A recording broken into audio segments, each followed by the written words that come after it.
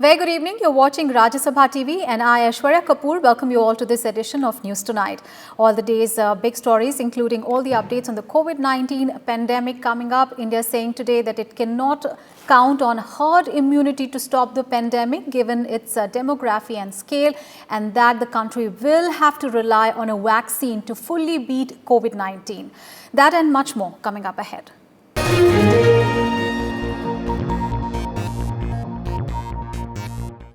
Prime Minister Narendra Modi and his Mauritian counterpart Pravind Jugnauth jointly inaugurated the new Supreme Court building of Mauritius at Port Louis on Thursday.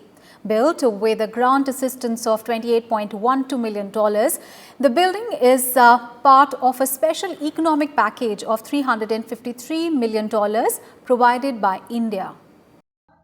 Prime Minister Narendra Modi and Mauritius Prime Minister Pravind Jugnauth jointly inaugurating the new Supreme Court building in Port Louis. The inauguration was done via video conferencing in the presence of senior members of the judiciary from Mauritius and other dignitaries from both countries. Addressing the event, Prime Minister Modi called the new Supreme Court building in Port Louis a symbol of cooperation and shared values between India and Mauritius. India's approach to development is mainly human-centric. We want to work for the welfare of humanity.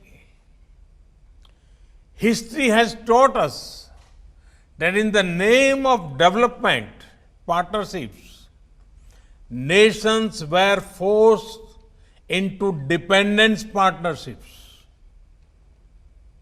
It gave rise to colonial and imperial rule.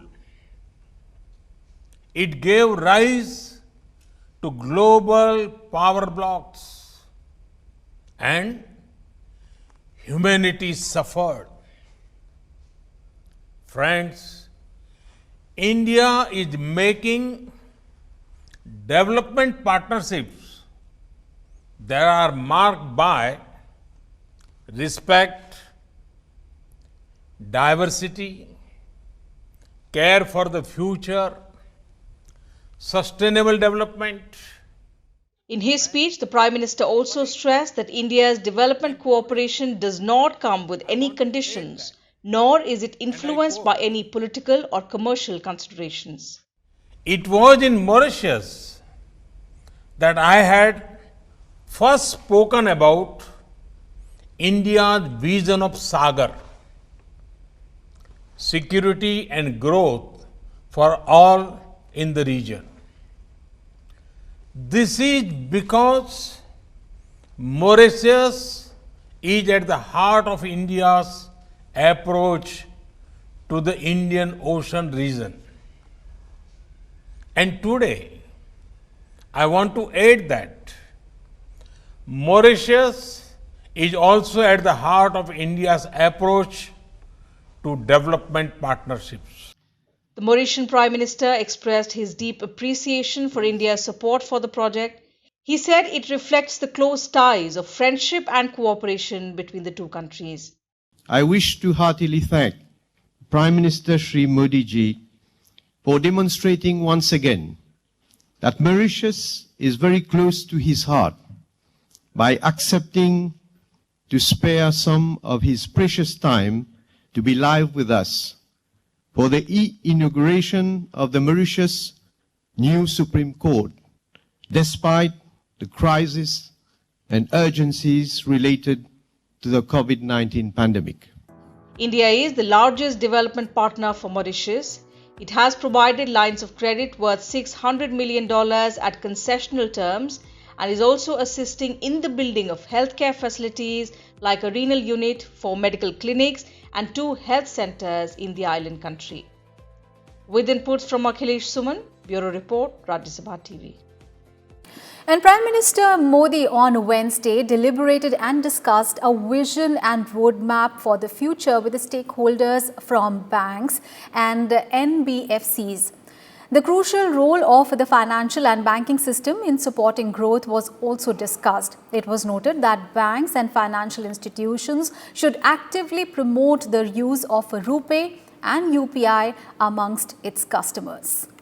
In the meeting with stakeholders from banks and NBFCs, Prime Minister Narendra Modi underscored the need to motivate small entrepreneurs, self-help groups and farmers to use institutional credit to meet their credit needs and grow.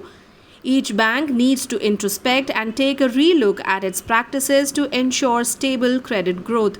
It was noted that banks should not treat all proposals with the same yardstick and need to distinguish and identify bankable proposals. Also, to ensure that they get access to funding on their merit and don't suffer in the name of past NPAs, banks should adopt fintech like centralized data platforms, digital documentation and collaborative use of information to move towards digital acquisition of customers. This will help increase credit penetration, increase ease for customers, lower costs for banks and also reduce frauds. The meeting also reviewed the progress of schemes like Emergency Credit Line for MSME, additional KCC cards and liquidity window for NBFC and MFI. It was emphasized that the government is firmly behind the banking system and is ready to take any steps necessary to support it and promote its growth. Kriti Mishra's report for Rajya Sabha TV.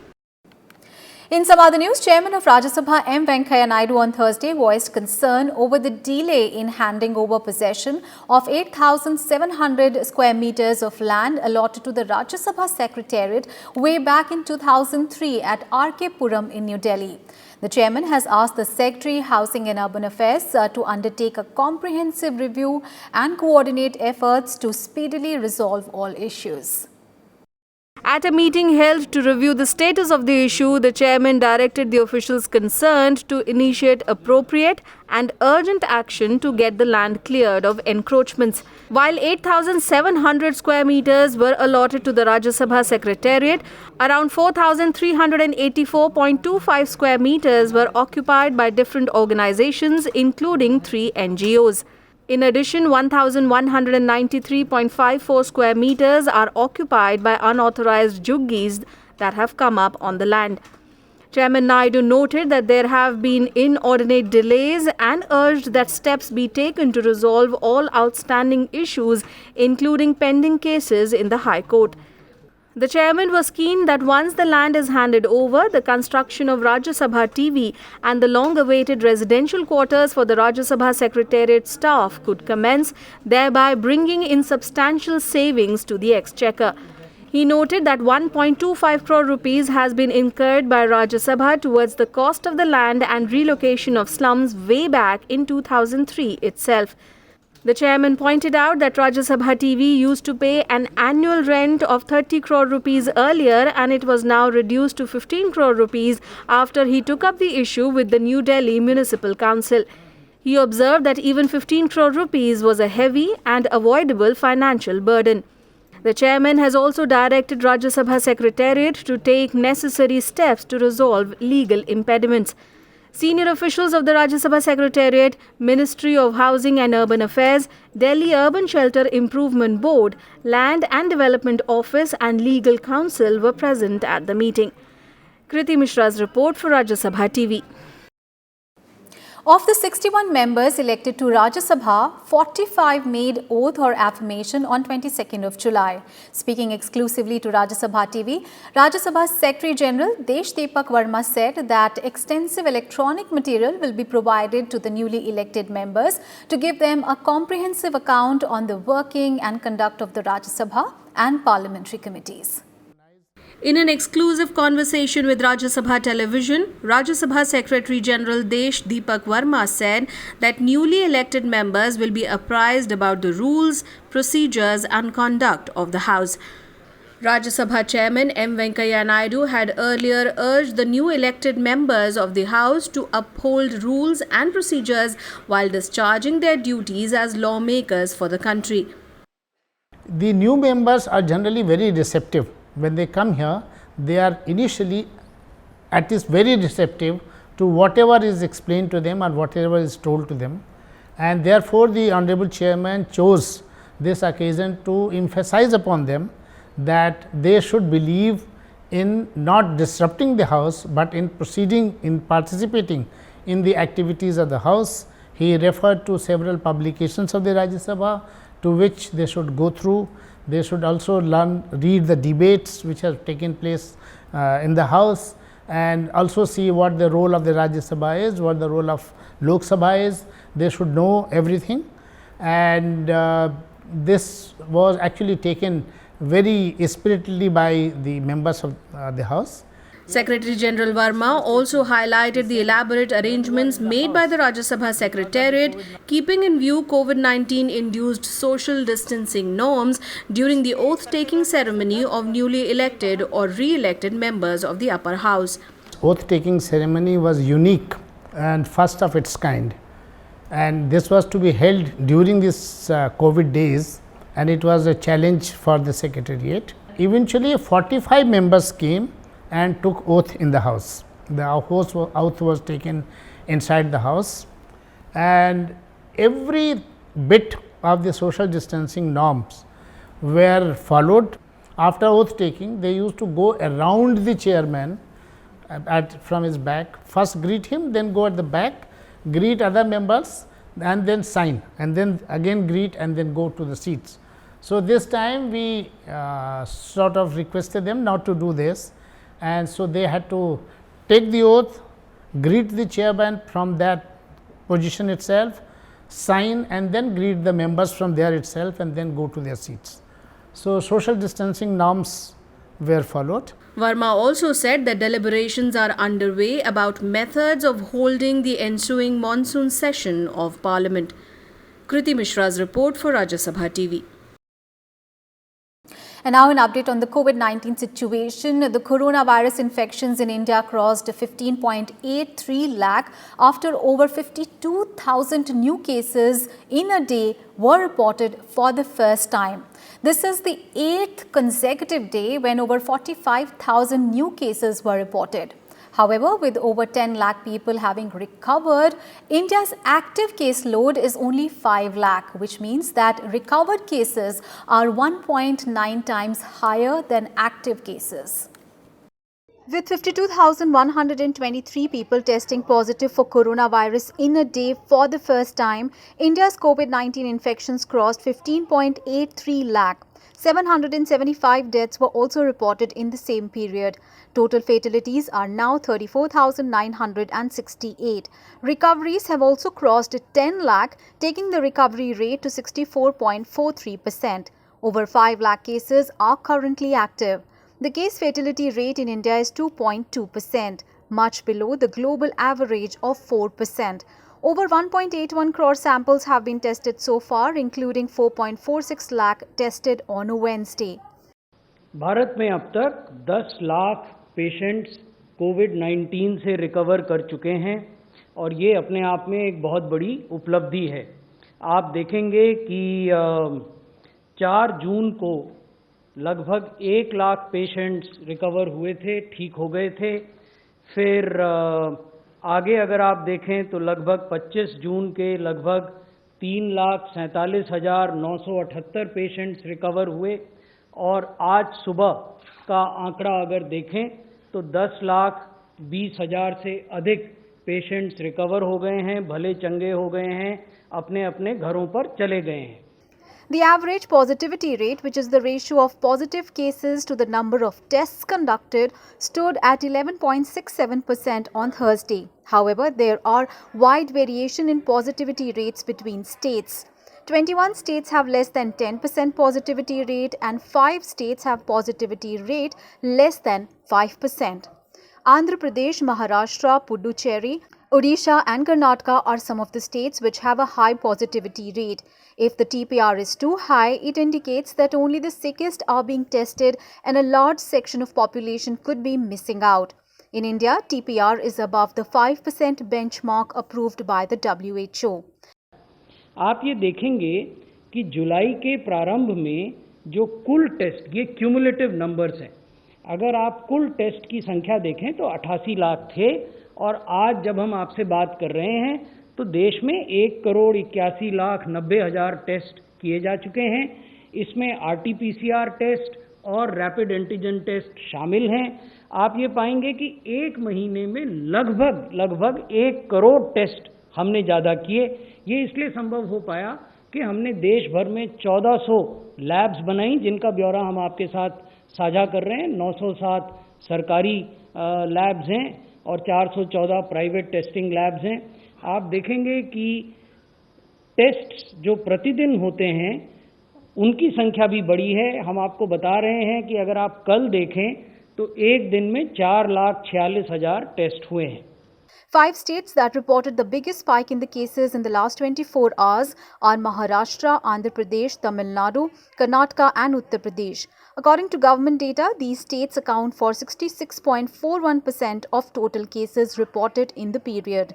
Maharashtra, Karnataka, Tamil Nadu, Andhra Pradesh and West Bengal reported the highest number of deaths in the last 24 hours, comprising 74.5% of fatalities during this period. Bureau Report, Rajya Sabha TV. And global coronavirus cases surpassed 17 million on Thursday, including more than 6.7 lakh deaths. The Americas account for over half of the global cases, with more than 8.8 million people infected. Europe reported more than 3.3 million cases. With over 61,400 new cases, the United States surpassed 4.4 million infections and 150,000 fatalities on Wednesday. Brazil crossed 90,000 deaths and over 2.5 million cases on the day. Mexico has so far reported over 4 lakh cases and 45,000 deaths. Number of COVID-19 cases across the African continent reached 8,74,609 on Wednesday. Japan saw a record increase of 1,264 cases on Wednesday. Tokyo had 250 cases, while Osaka reported 221 infections. Tokyo is urging shorter operating hours for some businesses, including restaurants serving alcohol and karaoke parlors. On Thursday, Australia reported over 700 coronavirus infections with 13 deaths. Most infections were from Victoria. Face coverings will now be mandatory in the state from August 3rd. China reported 105 new cases on Thursday, 96 of which were in Xinjiang. While Vietnam had 9 locally transmitted coronavirus cases on the day, its caseload is now 464. Hong Kong has seen a daily increase of over 100 since last week, bringing its tally to over 3,000. Britain has indicated reinstating quarantine measures amid the second wave of coronavirus infections in Europe. We can see, sadly, a second wave of coronavirus that's starting to roll across Europe. There's many European countries whose number of cases is going up again, and we want to do everything we possibly can to protect people here and protect people from that wave reaching our shores. France has urged its citizens not to drop their guard against the coronavirus pandemic after fresh clusters were reported in the country. 72 new coronavirus cases in Quiberon brought the nationwide tally to over 1.9 lakh cases. German airports have opened COVID-19 test centers for travelers arriving from high-risk countries.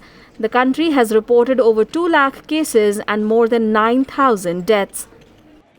And now an update on the race for coronavirus vaccine. Well, 4 COVID-19 vaccine candidates have entered final stage clinical trials. Latest entrants in this crucial phase are Moderna and one jointly developed by US-based Pfizer and German biotech firm BioNTech. United States biotechnology company Moderna and Pfizer launched the late-stage trials of the vaccine on Monday. The trials will be conducted on 30,000 individuals each, and the company hoped to launch the first vaccines by the end of the year.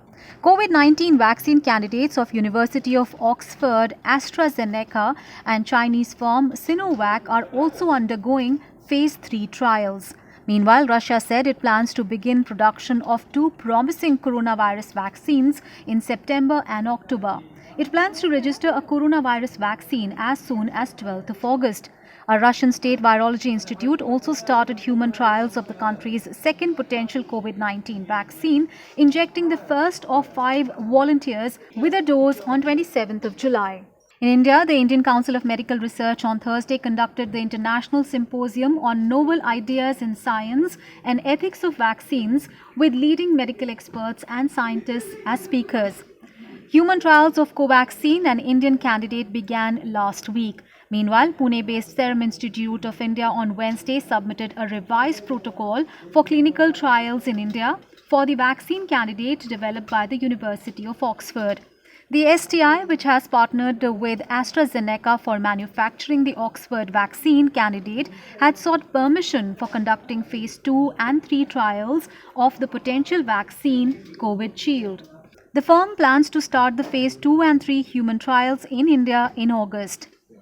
Oxford University recently had announced satisfactory progress with the vaccine, making it one of the leading ones among the dozens of vaccine candidates being developed around the world. Bureau Report, Rajya Sabha TV. In some other news, the government unveiled India's new education policy after 34 years. The National Education Policy 2020, introduced by the Centre on Wednesday, allows greater flexibility in higher education and is expected to promote India as a global study destination, providing premium education at affordable cost. The aim is to increase the gross enrollment ratio to 50% by 2035. NEP 2020 seeks to create a Higher Education Commission of India as a single overarching umbrella body for entire higher education, excluding medical and legal education. The undergraduate degree will be of either 3 or 4 year duration with multiple exit options. The 4-year multidisciplinary bachelor's program, however, shall be the preferred option. Multidisciplinary education and research universities at par with IITs, IIMs will be set up as models of best multidisciplinary education of global standards in the country. The National Research Foundation will be created as an apex body for fostering a strong research culture and building research capacity across higher education. Allowing and encouraging single-stream higher educational institutions to become multidisciplinary. We know that the world is becoming more complex and more integrated, and to prepare students for the 21st century, a multidisciplinary education system is a necessity. The aim is to encourage high-performing Indian universities to set up campuses in other countries. Selected universities like those from among the top 100 universities in the world will be facilitated to operate in India. E-courses will be developed in regional languages in education planning, teaching, administration and regulation. Virtual labs to digitally equip schools, teachers and students to be created. The e-content to be available in regional languages starting with Kannada, Odia, Bengali, Tamil, etc. to join Hindi and English. There is a change in the spirit of the document. Time and again, the document emphasizes of treating not-for-profit private educational institutions at par with government institutions. This will encourage private educators to further invest in the future of the country. In every education institution, there shall be counseling systems for handling stress and emotional adjustments. Efforts will be made to incentivize the merit of students belonging to SC, ST, OBC and other SEDGs. Vocational education will be integrated into all school and higher education institutions in a phased manner over the next decade. This is Kriti Mishra's report for Rajya Sabha TV. Union Education Minister Ramesh Pokhriyal Nishank called on Vice President M. Venkaiah Naidu on Thursday. Pokhriyal briefed him on the new Education Policy 2020 announced by the government, and expressing happiness over this visionary policy, the Vice President described it as a major step to enhance access to quality education to all our children and youth. Education Minister Ramesh Pokhriyal Nishank handed over a copy of the policy to Vice President M. Venkaiah Naidu, along with a note highlighting the salient features of NEP 2020. Welcoming the emphasis on a holistic, learner-centered, flexible system that seeks to transform India into a vibrant knowledge society, Vice President Naidu said it rightfully balances the rootedness and pride in India as well as acceptance of the best ideas and practices in the world of learning from across the globe. He expressed happiness over the importance given to the mother tongue at primary level in the policy. The Vice President also noted that diversity and respect for the local context, as well as recognition of the importance of India's classical languages, will undoubtedly give learners a holistic world view. The Vice President also expressed satisfaction that the new policy reflected his conviction that there should be no imposition and no opposition to any language. Bureau Report, Rajya Sabha TV. Congress Interim President Sonia Gandhi called a virtual meeting of the party's Rajya Sabha MPs on Thursday to discuss the current political situation and COVID-19. Former Prime Minister Manmohan Singh, former Ministers A.K. Antony, Ahmed Patel, Ghulam Nabi Azad, Anand Sharma, Mallikarjun Kharge, Ambika Soni, P. Chidambaram and Jairam Ramesh, among others, were part of the meeting. Sonia Gandhi had earlier called a meeting of the party's Lok Sabha MPs to discuss these issues. The MPs also raised concern over the current economic situation and the rise in the number of COVID-19 cases in the country.